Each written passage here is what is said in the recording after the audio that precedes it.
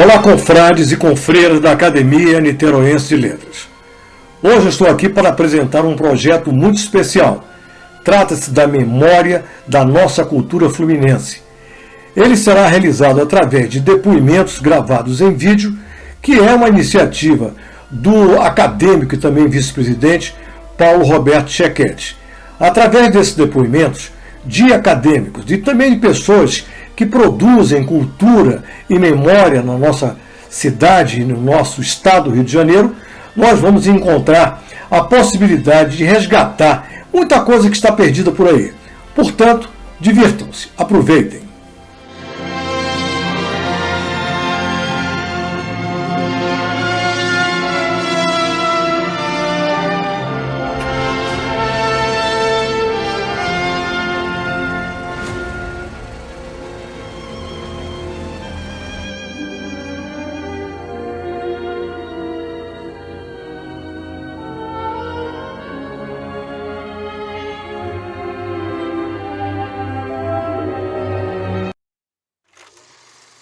Uma frase que é sempre presente em minha vida, em cada episódio, em cada história, em cada vivência. Eu sonho muito com isto. Luz, câmera, ação.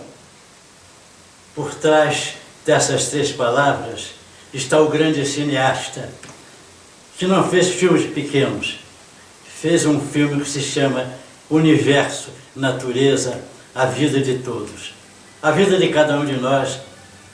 Longa-metragem ou curta-metragem é sempre um filme. O script foi preparado por um ser maravilhoso, genial, e que se faz presente em cada momento de nossa vida. Luz é o nascimento. Quando abrimos os olhos para a vida, é como se alguém, esse cineasta, tivesse dito: acendam-se as luzes. E a gente abre os olhos e vê os olhos, pai, mãe, irmãos, avós. A vida de cada um de nós é um filme. E eu tenho lembranças dos primeiros rolos da fita, do filme, que é a minha vida. Nasci de uma família modesta, num bairro modesto, proletário, chamado Bairro do Fonseca, Rua Riodades, uma casa pobre, de telha-vã. Minha mãe se lembrava sempre disto.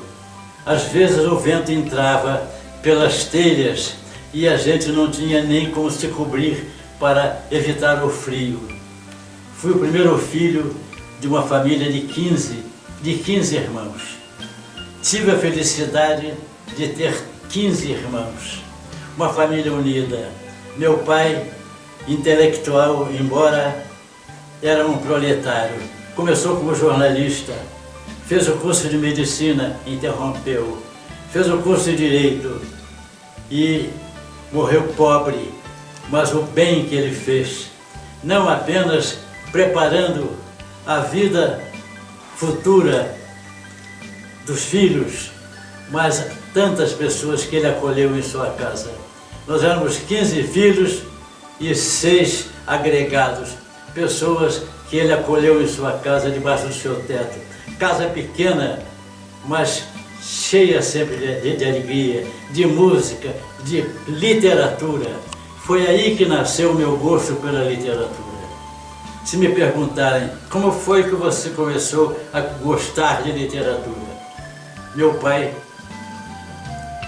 cuja casa era uma casa grande, de 5 quartos, tinha sempre o quarto do casal, o quarto dos filhos e o quarto dos livros. Uma biblioteca enorme. E desde cedo nos habituamos a viver no meio de livros. E melhor, no correr do tempo, ele nos preparou para essa vocação.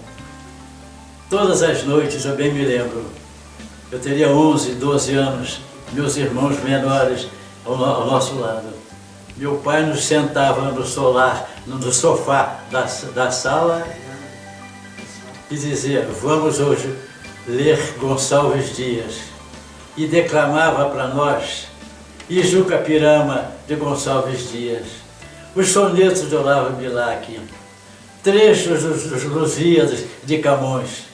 E a gente, ouvindo aquilo dito com aquela voz grave, musical que ele tinha, se entusiasmava, e quando ele acabava a leitura e guardava o livro, lá íamos nós colher o livro na estante e reler aquilo que ele, com a sua voz, numa tonalidade tão professoral, que ele era mestre também, e foi assim que nós começamos. Ele mesmo, escritor, citava os sonetos que fazia, romântico, com 15 filhos, podia-se dizer que era uma família prosaica. Não, romântico. Foi um pai romântico. Todas as histórias que ele nos contava eram filmes. Nascemos 15 nessa família. Quando eu me decidia a escolher uma carreira, ele me chamou e perguntou assim: terminado o seu ginásio, que carreira você pretende seguir? Eu dizia: pretendo uma das duas, ou diplomata ou professor universitário. Ele não respondeu logo, deixou que se passassem alguns dias e disse: estive pensando muito na sua escolha e sinto não decepcionar você, mas te dar um conselho que me parece muito sério e que vai valer para toda a vida. Diplomata é para filho de papai rico.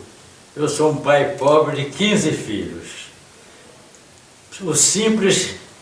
A simples opção pelo Itamaraty importaria no pagamento de 6 salários que eu recebo para que você tivesse o seu enxoval de futuro diplomata. Meu filho, eu gostaria que você fosse diplomata, mas o filme é outro, a história é outra. Você poderá dizer que optou também pela profissão de professor universitário. Eu vou te responder com uma pergunta: você quer morrer de fome? Fiz uma carreira excelente, porque com 10 anos de promotor, fui promovido por merecimento a procurador de justiça e a minha função passou a ser no tribunal, julgando junto com os desembargadores. Mas nesse meio tempo estava a minha vida ligada à literatura. Já no tempo de faculdade, fundei um grêmio literário no meu bairro, no bairro em que eu tinha nascido, na mesma rua em que eu havia nascido. Era o Grêmio Literário Humberto de Campos. Esse grêmio viveu 20 anos.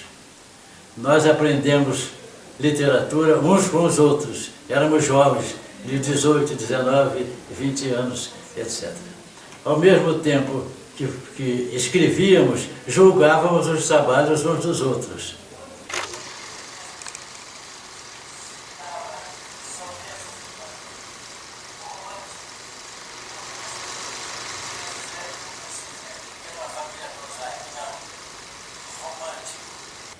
A minha paixão pelo cinema é insopitável. Você quer insopitável? Difícil de segurar. Não consigo conversar sem me referir a um cinema. Aliás, como eu disse, tenho dito várias vezes, a própria vida, o próprio mundo é uma tela enorme.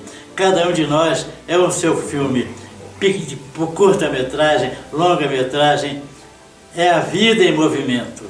O cinema é a vida em movimento. Em vez da palavra que pertence a um idioma ou outro, essa imagem eterna, universal, poliglótica, que é a imagem do cinema em movimento. É com isso que eu sonho a minha vida toda. A cada vez que conto uma história, eu fico imaginando, isto daria um grande filme. Há um episódio de que eu tenho notícia, desde o tempo de promotor, sobre o linchamento de um preso, de um criminoso. Ele disse: é a história que eu gostaria de filmar. de fazer que nem um filme do Fritz Lang. Mas eu ainda penso em fazer. Peço a Deus que me dê tempo, um prazozinho, não me chame agora, nem tão cedo. Eu daí de fazer o filme. Mas quero fazer o filme maior, o filme romântico, um monumento à paz. Isso é que é importante. Através do amor, através da amizade, da liberdade e principalmente do pensamento puro, purificado pelo bom senso, fazer esse filme e fazer que o mundo que está se tornando um inferno volte a ser, como no começo de toda a humanidade, de toda a natureza, um paraíso perfeito. Às vezes as pessoas me perguntam como foi a sua carreira literária. Interessante, a expressão carreira dá uma ideia de corrida, pressa, afobação. Nesse terreno, eu sempre segui a filosofia, o jeitãozinho de minha mãe, uma mulher calma, carinhosa, terna, uma ternura perfeita, completa. Nunca nos deixou perturbados com a pressa em fazer alguma coisa. Toda pressa leva à imperfeição. Por isso mesmo na carreira literária, eu não vim a passo de lebre, eu vim a passo de tartaruga. É uma carreira que se fez carreira, um destino que se fez aos poucos. Eu tinha um modelo dentro de casa, meu pai poeta, com um livro de sonetos que ele nunca editou, mas lia para todos nós. Aprendemos metrificação, teoria literária dentro de casa, uma voz paterna, aquela voz que era maior confiança nos merecia. Ele mesmo nasceu para professor. Meu pai fundou colégios, dirigiu uma academia de comércio e era um grande professor, assim o dizem todos, porque ele lecionava todas as disciplinas do curso que ele dirigia. Tanto que quando faltava um professor e alguns alunos mais atrevidos queriam se retirar da sala, ele entrava e disse: qual foi o ponto da matéria em que o professor interrompeu a aula anterior? Nessa fase mais próxima, desde que nós criamos, sob a liderança do Chequete, o Escritores ao Ar Livre, eu comecei a publicar os discursos que tinha feito na academia, vários trabalhos de críticas, jornais. Então, o primeiro livro é O Canibal Arrependido, em que eu começo com o discurso da Academia Fluminense. Depois, como trovador, e gosto de trova, realmente, participei 40 anos da União Brasileira de Trovadores, reuni num livrinho chamado Rapsódia para a Sanfona, uma coletânea de trovas. Depois, reuni trabalhos que eu havia publicado na revista Bali da Academia Itaúcana de Letras, reuni numa coleçãozinha de ensaios, uma coletânea sob o título de Ensaios da minha dor da ignorância. Da minha obra, que pode ser considerada literária, eu confesso, desde logo, a minha preferência por que é a Rapsódia para a Sanfona, por várias razões, inclusive sentimentais. Uma delas é o seguinte: o trabalho que eu faço com maior amor é o trabalho da trova, que é um grande e permanente exercício de síntese. E eu, sinceramente, é o que eu gosto de fazer. Faço com todo o sentimento, com toda a vontade de ser original. Detesto lugar comum. Então, aqueles que já leram as minhas trovas sabem como é que eu faço a trova. Quero sempre surpreender o leitor. Essa edição que eu devo ao Paulo Roberto Chequete, da Rapsódia para a Sanfona, tem um toque muito especial se refere a uma amizade e a fatores sentimentais. Antes de publicar o livro, eu pedi a Miguel Coelho que ele desenhasse uma sanfona para que eu colocasse esse desenho na capa. Pois bem, recebi, e ele entendeu muito bem o que eu queria e desenhou exatamente a sanfona que eu tinha sonhado para a capa do livro, e me deu o desenho. Infelizmente, faleceu, ele nos deixou antes de publicar o livro. Tanto que eu dedico a primeira página do livro àquele que transformou em desenho tudo aquilo que está espalhado pelas minhas trovas da Rhapsódia pela Sanfona. Meu coração está todo ele dentro desse livro de trovas. Eu sou um trovador apaixonado.